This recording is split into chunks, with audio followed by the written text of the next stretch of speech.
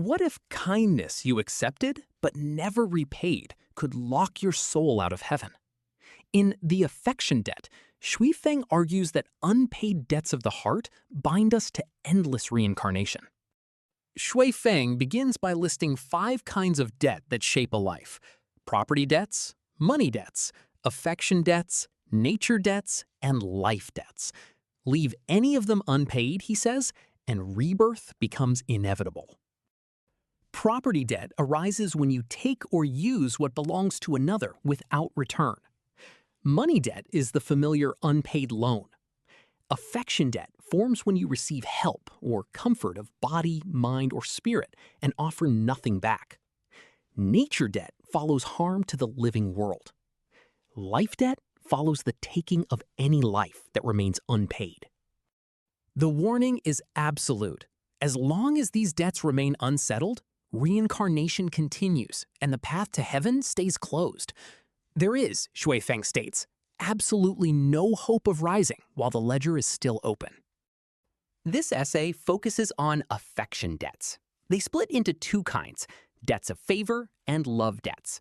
Both bind the spirit just as tightly as money or property.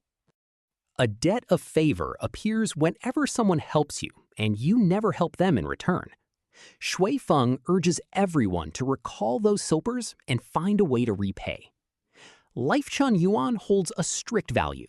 Do not offer help if it is not asked for.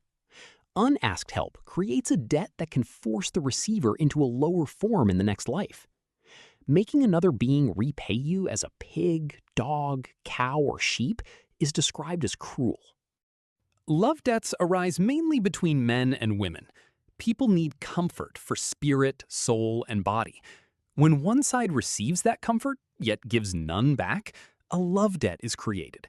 If you still feel lingering feelings, a sense of owing, or cannot forget someone, that lingering itself signals the debt remains. One core task of self-improvement is to repay every kind of debt: property, money, affection, nature, and life.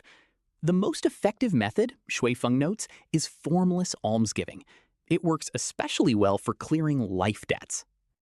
On New Year's Eve, Shui Feng hopes every listener will clear the mind, give more, take less, repay every debt, and end worldly ties, so the journey toward heaven can continue freely and unrestrained.